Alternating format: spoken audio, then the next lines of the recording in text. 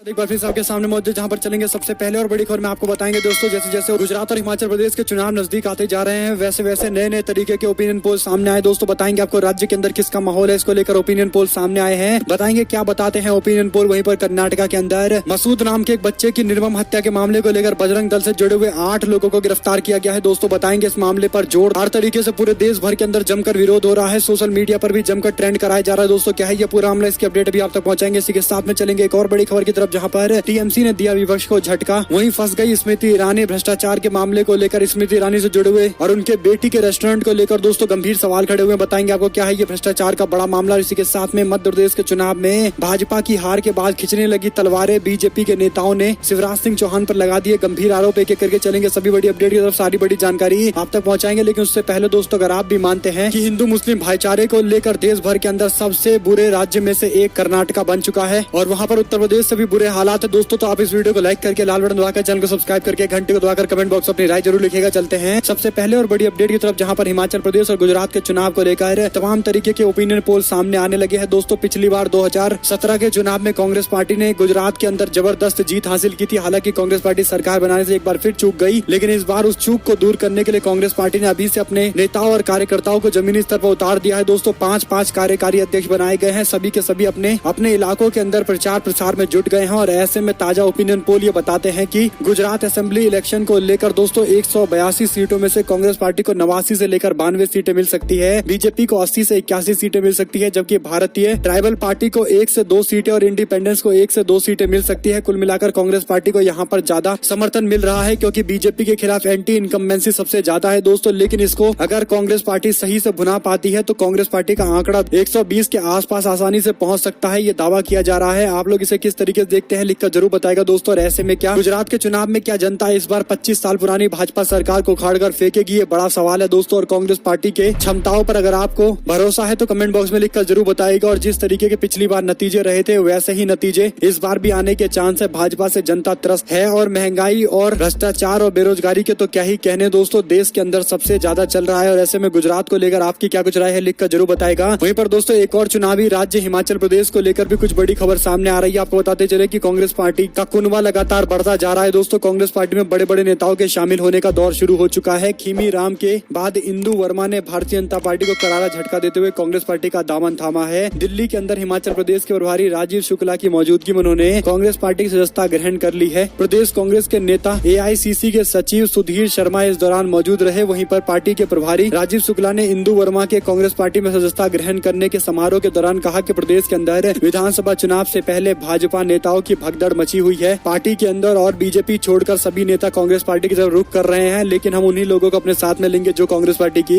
विचारधारा को मानते हैं। और ये बात लगभग स्पष्ट हो चुकी है कि राज्य के अंदर कांग्रेस पार्टी काफी मजबूत है, अगली बार सरकार बनाने जा रही है और इसीलिए भाजपा छोड़कर लोग कांग्रेस पार्टी की ओर रुख कर रहे हैं। एक और बड़ी खबर की माने दोस्तों तो कर्नाटका के अंदर एक ऐसा मामला सामने आया है जिसके बाद सोशल मीडिया पर जोरदार तरीके से लोगों का आक्रोश देखने को मिल रहा है। कर्नाटका के सूलिया तालुक में कालंजा गाँव में 20 जुलाई को 8 लोगों के एक समूह के द्वारा बेरहमी से पीटकर 18 वर्षीय युवक की हत्या कर दी गई है दोस्तों। मंगलूर के अस्पताल में उसकी मौत हो गई। बेल्लारे पुलिस ने बुधवार को अभिलाष, सुधीर, सुनील, शिवा, रंजित, सदाशिव, जिम रंजित और भास्कर को गिरफ्तार किया है। उन पर दंड संहिता की धारा 143, 147, 323, 324 और 149 के तहत दंडनीय अपराध का मामला दर्ज कराया गया है। मसूद की मौत के बाद गिरफ्तार 8 लोगों पर IPC की धारा 302 के तहत हत्या का भी मामला दर्ज किया गया है। मृतक मसूद की सुधीर के साथ में लड़ाई हो गई थी दोस्तों, जिसके बाद मारपीट तक मामला पहुंच गया। द हिंदू की रिपोर्ट के अनुसार गांव के मामले को सुलझाने का आह्वान करते हुए सुधीर और अन्य 7 लोगों ने मसूद के साथ मारपीट की। सूलिया स्थित अस्पताल में इलाज के दौरान मसूद की एक निजी अस्पताल में मौत हो गई। और इस मामले के बाद दोस्तों लोग जमा हो गए भारी संख्या में और जोरदार विरोध देखने को मिला है। इस मामले को लेकर सोशल मीडिया पर भी जमकर ट्रेंड हो रहा है। आपको बता दें कि सोशल मीडिया पर ट्रेंड कराया गया जिसमें लिखा गया कि बजरंग दल मर्डर्ड मसूद। इस तरीके से दोस्तों ट्रेंड चल रहा है। तकरीबन 20,000 लोगों ने ट्वीट किया है अब तक। इस मामले को लेकर जो भी अपडेट आती रहेगी आप तक लगातार पहुंचाते रहेंगे। रुक करते हैं एक और बड़ी खबर का, जहां पर राष्ट्रपति चुनाव में विपक्षी उम्मीदवार की करारी हार की और बढ़ता देख तृणमूल कांग्रेस ने एक और ऐसा फैसला लिया है दोस्तों जिससे विपक्षी एकता को झटका लगा है। राष्ट्रपति चुनाव में यशवंत सिन्हा को विपक्ष का संयुक्त उम्मीदवार बनाने में टीएमसी सुप्रीमो ममता बनर्जी की अहम भूमिका रही थी, लेकिन उपराष्ट्रपति चुनाव में उनकी पार्टी ने विपक्षी नेताओं पर उम्मीदवारी तय करने में उसे भरोसे में नहीं लेने का आरोप लगाया है। पार्टी ने कहा कि न तो उससे कुछ पूछा गया और न ही कोई चर्चा की गई, इसलिए उनके सांसद सदन के अंदर कोई वोट नहीं करेंगे दोस्तों, तो विपक्षी उम्मीदवार जो है उपराष्ट्रपति चुनाव के लिए उनके लिए ये बहुत बड़ा झटका है। खासकर तृणमूल कांग्रेस ने जो ऐलान किया है, कहीं ना कहीं तृणमूल कांग्रेस के पास अच्छी खासी संख्या है सांसदों की, तो बड़ा असर होगा इस मामले का। और ऐसे में दोस्तों अगर विपक्षी एकता बनानी है तो सबसे पहले अपना पर्सनल एरोगेंस अलग रखना पड़ेगा, तभी एकता बन पाएगी। लेकिन टीएमसी ने जो फैसला लिया है ये अपने आप में लोगों के समझ से परे है, क्योंकि वोट नहीं देने का सीधा मतलब बीजेपी के उम्मीदवार को फायदा पहुंचेगा दोस्तों, जगदीप धनखड़ को फायदा पहुंचेगा उपराष्ट्रपति पद के लिए। और एक और बड़ी अपडेट की माने तो गोवा के अंदर कुछ ऐसा मामला खुलासा हुआ है कि केंद्रीय मंत्री स्मृति ईरानी की बेटी का रेस्टोरेंट शराब लाइसेंस को लेकर विवादों के घेरे में आ गया। केंद्रीय मंत्री स्मृति ईरानी की बेटी जॉइस के द्वारा उत्तर गोवा में संचालित सिली सॉल्स कैफे एंड बार को आबकारी आयुक्त ने कथित अवैध तरीके से बार लाइसेंस रखने के लिए कारण बताओ नोटिस जारी किया है दोस्तों। आरोप है कि यह रेस्टोरेंट पिछले कुछ समय से एक मृत व्यक्ति के नाम पर शराब लाइसेंस का नवीनीकरण हासिल कर रहा था, तो ये फर्जीवाड़े का खुलासा किया गया है दोस्तों। आपको बता दें कि इस मामले को लेकर कारण बताओ नोटिस भी जारी किया गया है। आपकी क्या कुछ राय है लिखकर जरूर बताएगा। एक और बड़ी खबर की माने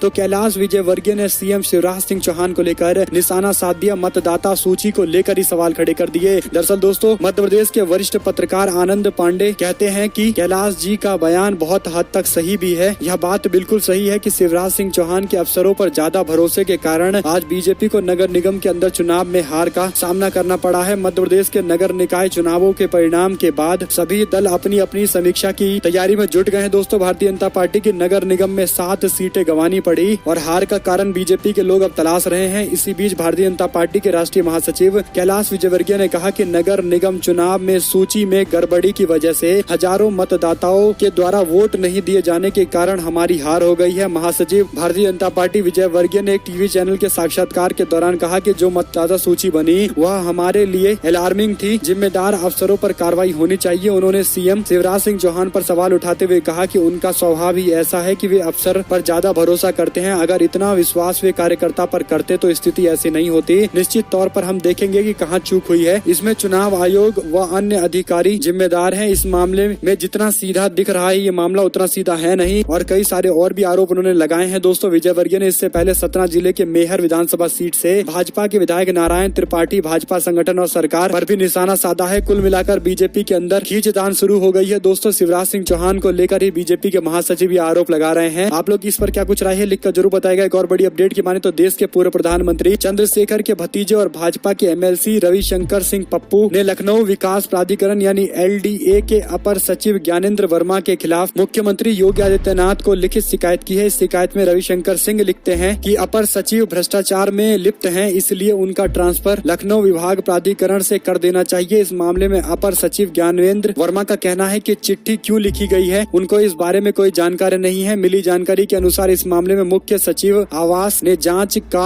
आदेश दिया है। दोस्तों देखते हैं मामले में क्या निकलकर सामने आता है, क्योंकि भाजपा के अपने ही एमएलसी इस तरीके के आरोप सरकार के अधिकारी पर लगा रहे हैं और सरकार के अधिकारी पर लगे इस आरोप पर सरकार अभी तक कोई कार्रवाई नहीं कर रही है। एक और बड़ी खबर की माने तो वैसे ही काम करूंगा जैसे पहले करता आया हूं। जेल से छूटने के बाद फैक्ट चेकर मोहम्मद जुबैर ने दोस्तों एक बार फिर से हुंकार भरी है। आपको बताते चले कि ये जो बड़ी अपडेट आ रही है जिसमें तिहाड़ जेल से बाहर निकलने के एक दिन के बाद फैक्ट चेकर मोहम्मद जुबैर ने कहा कि वो पहले की तरह काम करते रहेंगे। जुबैर को दिल्ली पुलिस ने 27 जून को ट्वीट के लिए धार्मिक भावना आहत करने के आरोप में गिरफ्तार किया था। जुबैर के खिलाफ उत्तर प्रदेश में 7 और एफआईआर दर्ज की गई है। जुबैर ने कहा कि मैं अपना काम लगातार करता रहूंगा क्योंकि अदालत ने मुझ पर कोई प्रतिबंध नहीं लगाया है और इसीलिए मैं अपना काम जारी रखूंगा। ट्वीट के लिए 2 करोड़ मिलने के आरोप पर जुबैर ने कहा कि किसी भी जांच में उनसे इसके बारे में नहीं पूछा गया। उन्होंने कहा कि मुझे इस आरोप के बारे में मेरी रिहाई के बाद ही पता चला है। सुप्रीम कोर्ट के अंदर जो आरोप लगाए गए हैं दोस्तों उसको निराधार बताते हुए उन्होंने कई सारी और भी बातें कही हैं। एक और बड़ी अपडेट की माने तो 52 सालों तक आरएसएस ने अपने मुख्यालय पर कोई तिरंगा नहीं फहराया, लेकिन प्रधानमंत्री जनता से तिरंगा फहराने के लिए कह रहे हैं। सबसे पहले उनको यह सुनिश्चित करना चाहिए कि आरएसएस तिरंगा फहराए। 22 जुलाई 1947 को तिरंगे की पहली बार भारतीय राष्ट्रीय ध्वज के रूप में दोस्तों अपनाया गया था, यानी बीते दिन एक महत्वपूर्ण दिन था। और इस मामले पर राहुल गांधी ने ट्वीट किया है। राहुल गांधी ने पूछा कि सिर्फ प्रचार में डूबे ये लोग चंद सवालों का जवाब दे। 52 सालों तक आरएसएस ने अपने मुख्यालय पर तिरंगा क्यों नहीं फहराया? खादी से राष्ट्रीय ध्वज बनाने वालों की आजीविका को नष्ट क्यों किया गया? चीन से मशीन निर्मित पॉलिस्टर झंडे के आयात को अनुमति क्यों दी गई है? भारतीय जनता पार्टी पर भी उन्होंने निशाना साधते हुए कहा कि देश की शान है हमारा तिरंगा। 75 साल पहले 22 जुलाई 1947 1947 यानी आज के दिन तिरंगे को हमारे राष्ट्र ध्वज के रूप में मान्यता दे दी गई थी। हमारे तिरंगे में केसरिया रंग साहस और बलिदान का प्रतीक है, सफेद रंग सच्चाई, शांति और पवित्रता की निशानी है और हरा रंग संपन्नता का प्रतीक है। सफेद रंग में बने अशोक चक्र की 24 तीलियां एक विशेष मतलब की हैं। ये तिलियां इंसान के 24 गुणों को दिखाती है। तिरंगे से जुड़ी एक अहम बात ये भी है कि तिरंगा हमेशा कॉटन, सिल्क या खादी का ही होना चाहिए, लेकिन इसके बावजूद जो सरकार ने हाल फिलहाल के अंदर फैसले लिए हैं दोस्तों, ये अपने आप में एक बड़े सवाल खड़े कर गए हैं, क्योंकि पॉलिस्टर वाले तिरंगे को भी इजाजत दे दी गई है, जो अपने आप में कई सारे सवालों को जन्म देता है। दोस्तों एक और बड़ी खबर की माने तो कांग्रेस पार्टी के नेता पर FIR कराने के लिए पहुंचे असदुद्दीन ओवैसी के समर्थक। कांग्रेस प्रवक्ता का वीडियो जिसमें वो कह रहे थे कि बीजेपी की मदद करते हुए ओवैसी रंगे हाथ पकड़े गए हैं। इस मामले को लेकर ओवैसी के समर्थकों ने मामला दर्ज कराया है। मध्य प्रदेश के अंदर नगरीय निकाय चुनाव में असदुद्दीन ओवैसी की पार्टी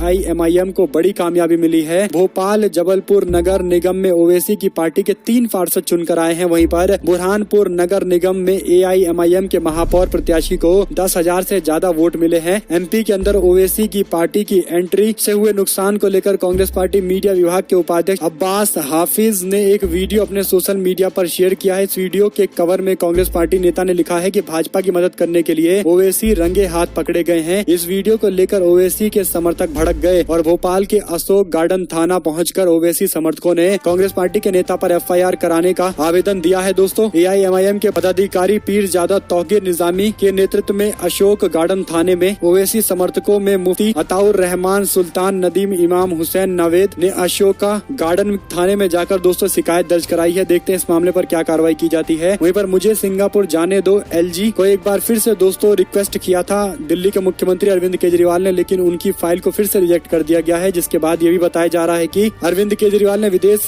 मंत्रालय से इजाजत मांगी है अपने सिंगापुर दौरे के लिए। हालांकि दोस्तों बीजेपी सरकार ये इजाजत देने को तैयार नहीं है और यही बड़ा कारण है कि आम आदमी पार्टी और बीजेपी के बीच में एक बार फिर से खींचतान शुरू हो गई है। दोस्तों ये मामला कब जाकर रुकेगा, आपको इस मामले पर सारी अपडेट देते रहेंगे। वहीं पर स्मृति ईरानी से अलका लांबा ने पूछा, क्या आपकी बेटी ने सच में किया फर्जीवाड़ा? कहा जवाब देंगी या भागेंगी। न्यूज वेबसाइट द वायर के मुताबिक गोवा में स्मृति ईरानी की बेटी जॉयस ईरानी द्वारा चलाए जा रहे रेस्टोरेंट के अंदर शराब के लिए लाइसेंस फर्जी आधार पर लिया गया। इस मामले को लेकर दोस्तों एक्साइज कमिश्नर ने कारण बताओ नोटिस जारी किया है। जैसे ही ये मामला सामने आया वैसे ही अलका लांबा ने अपने सोशल मीडिया हैंडल से एक वीडियो जारी करते हुए केंद्रीय मंत्री स्मृति ईरानी की बेटी को लेकर द वायर और गोवा के अखबारों में छपी हुई खबरों को लेकर उन्होंने कहा कि स्मृति ईरानी इस बारे में जानकारी दे कि उनकी बेटी को कमिश्नर द्वारा नोटिस भेजा गया है। खुलासा हुआ है कि आपकी बेटी जो गोवा के अंदर एक रेस्टोरेंट चलाती है, वहाँ पर शराब परोसने के लिए जो लाइसेंस बनवाया गया है वो फर्जीवाड़े तरीके से बनवाया गया है। अलका लांबा ने आगे सवाल किया है कि हम जानना चाहते हैं कि जिस व्यक्ति की मृत्यु 17 मई 2021 को हो गई, उसके नाम से 22 जून 2021 को लाइसेंस प्राप्त किया गया। देश ये जानना चाहता है कि क्या आपने अपनी कुर्सी और सत्ता का दुरुपयोग करके ये काम किया है। ऐसे में दोस्तों स्मृति ईरानी और उनकी बेटी के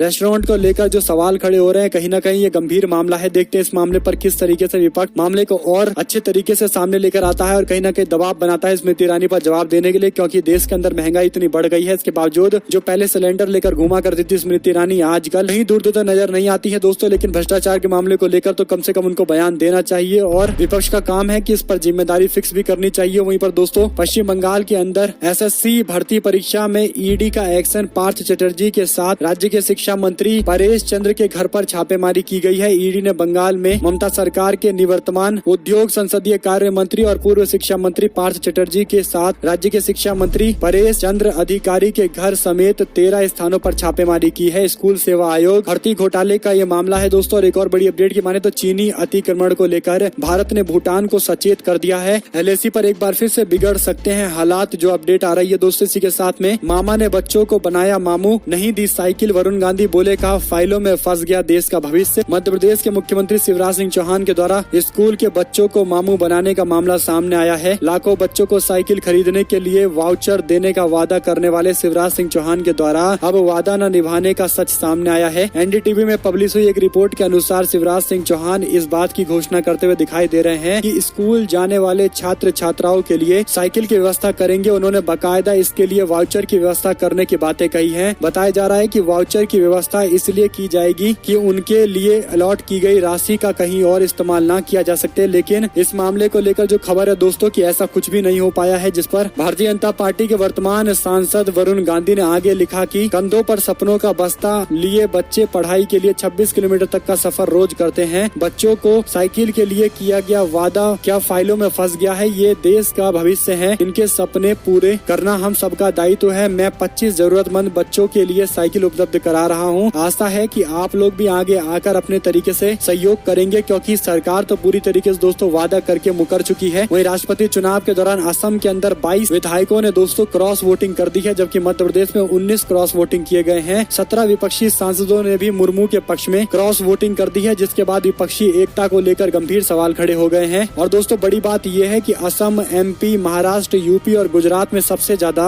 क्रॉस वोटिंग की गई है। यहाँ तक कि वेस्ट बंगाल के अंदर भी 2-3 क्रॉस वोटिंग की खबरें आ रही है। तो विपक्षी नेताओं को ये पता लगाना पड़ेगा कि कौन लोग हैं जो भाजपा उम्मीदवार के समर्थन में वोट कर रहे हैं, कौन है जो विपक्षी पार्टियों के व्हिप के खिलाफ जा रहे हैं। दोस्तों उनके ऊपर निगरानी जरूर होनी चाहिए और मामले को संज्ञान जरूरत है कि लेनी चाहिए। आप लोग इसे कैसे देखते हैं लिखकर जरूर बताएगा। एक और बड़ी अपडेट की माने तो अग्निपथ योजना स्कीम छात्रों के विरोध से हुआ रेलवे को 259 करोड़ का नुकसान, रद्द करनी पड़ी 2000 से ज्यादा ट्रेन। रेल मिनिस्टर अश्वनी वैष्णव ने जानकारी देते हुए कहा कि 102 करोड़ का कुल रिफंड दिया गया रेल यात्रियों के टिकट वापस करने पर, क्योंकि ट्रेनें रद्द करनी पड़ी। जिस तरीके के हालात बन गए थे तो अच्छा खासा नुकसान देश को हो गया है। दोस्तों देश को जो फायदा पहुंच सकता था ट्रेन चलने से वो नहीं पहुंच पाया। और कहीं न कहीं अग्निपथ योजना को लेकर जो पूरे बिहार के अंदर और पूरे उत्तर भारत में विरोध चल रहा था, जिसके कारण ये अच्छा खासा नुकसान रेलवे मिनिस्ट्री को हुआ है। दोस्तों एक और बड़ी अपडेट की माने तो एक बाबा आजकल जहर खिला रहे हैं, उन पर कैसे लगाम लगाएंगे? रामदेव के बारे में पूछे गए सवाल पर बोले स्वास्थ्य मंत्री मनसुख मांडविया, लोग अपने दिमाग लगाएं। कोरोना वैक्सीन के 200 करोड़ डोज लगने के मामले पर उन्होंने आत्मनिर्भर भारत की एक अविश्वसनीय कहानी थी, क्योंकि शोध हुआ भारत में, निर्माण हुआ भारत के अंदर। इस कार्यक्रम के दौरान केंद्रीय मंत्री से तमाम सवालों के बीच में बाबा रामदेव को लेकर भी सवाल पूछा गया। बाबा रामदेव द्वारा सुझाए जाने वाले खाने की चीजों पर उन्होंने कहा कि लोगों को क्या खाना चाहिए, क्या नहीं खाना चाहिए, लोगों को तय करना चाहिए। दरअसल कार्यक्रम में एक सवाल था कि एक निराश बाबा है, डॉक्टर बाबा, जो आजकल लोगों को जहर खिला रहे हैं, हमें गौमूत्र, घी, शक्कर जैसी चीजें खिला रहे हैं। पूरी दुनिया में एनिमल फैट, ट्रांस फैट पर बैन लगाने की बातें हो रही है, लेकिन ट्रांस फैट में हमारे समोसे तले जा रहे हैं, हम लोग खूब घी खा रहे हैं। वहीं पर बाबा जी टीवी पर नेताओं के साथ अफवाहें फैला रहे हैं, इस पर आप कैसे लगाम लगाएंगे? इस सवाल पर केंद्रीय स्वास्थ्य मंत्री मनसुख मांडविया जो पहले मुस्कुराते हुए कहा कि ये विषय तो आयुष का है, लेकिन क्या खाना है, क्या पीना है, ये लोगों की व्यक्तिगत विचार है। लोग खुद अपना दिमाग लगाए, उनकी तरफ से जो सुझाव आते हैं वो अपने अनुभव के आधार पर देते हैं, उसे किसी के लिए मानना कोई कंपलसरी नहीं है। दोस्तों लेकिन सवाल ये खड़ा होता है कि सारे मीडिया चैनल पर एक साथ बाबा प्रचार करते हुए कोरोनिल नाम की कोई दवा लेकर आते हैं। दोस्तों इम्यूनिटी बूस्टर बाद में बताया जाता है और सबसे पहले दावा किया जाता है कि इससे कोरोना ठीक हो जाएगा, यानी पूरी तरीके से फेक न्यूज फैलाया जाता है, फेक अफवाह फैलाकर लोगों के स्वास्थ्य से खिलवाड़ किया जाता है। लेकिन मंत्री जी कह रहे हैं कि लोगों को अपने खाने पीने को लेकर खुद विचार करना चाहिए कि क्या खाना है, क्या नहीं खाना। लेकिन दूसरी ओर सवाल ये है दोस्तों कि मंत्री का ये पूरा अधिकार है और पूरा काम है कि खुल्लम खुल्ला किसी तरीके के जो झूठे दावे करके प्रोडक्ट बेचने की कोशिश की जा रही है उसके खिलाफ कठोर कार्रवाई होनी चाहिए। कोरोनिल के नाम पर आप लोग को पता है कि किस तरीके के झूठे दावे किए गए थे और बाद में डिफेंड करते हुए दोस्तों मामले को तोड़ मरोड़ कर पेश करने की कोशिश की गई। आप लोग इस मामले पर क्या कुछ कहना चाहते हैं लिखकर जरूर बताएगा। एक और बड़ी खबर की माने तो नए बीजेपी ऑफिस की दीवार गिर गई, कांग्रेस पार्टी ने बताया भ्रष्टाचार। पार्टी के मुताबिक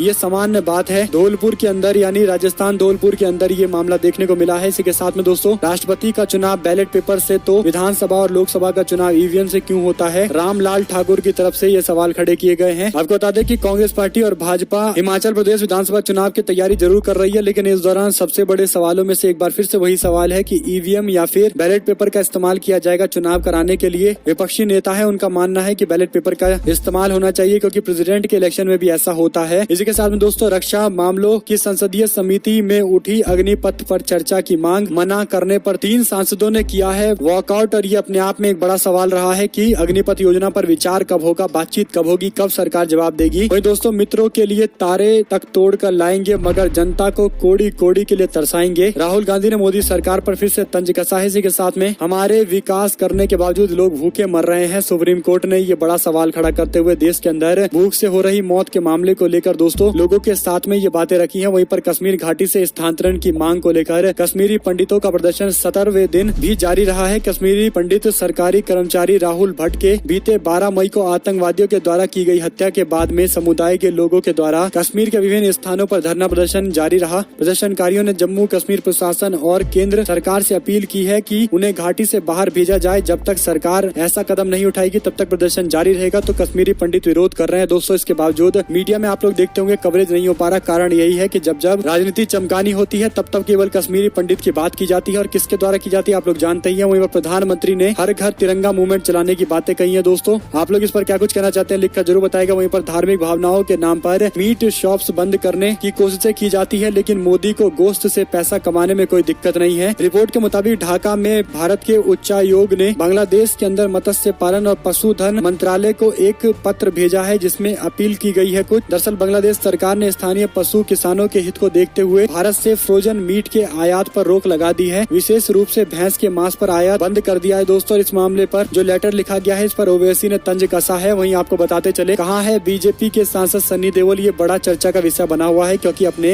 लोकसभा क्षेत्र से बिल्कुल गायब नजर आ रहे हैं। लोग अभी तक ढूंढ रहे हैं अपने बॉलीवुड के स्टार को। वहीं पर सलमान खान ने जान से मारने की धमकी मिलने के बाद हथियार के लिए आवेदन दे दिया है दोस्तों। इसी के साथ में अगर आप लोग को ये भी खबर अच्छी लगी हो तो इस वीडियो को लाइक करिएगा, लाल बटन दबाकर चैनल को सब्सक्राइब करके घंटी को दबाकर हमारे साथ लगातार जुड़े रहिएगा दोस्तों। जुड़े रहने के सभी दोस्तों का बहुत बहुत धन्यवाद। आप लोग देखे तो आपका अपना चैनल। जय हिंद, जय भारत, वंदे मातरम।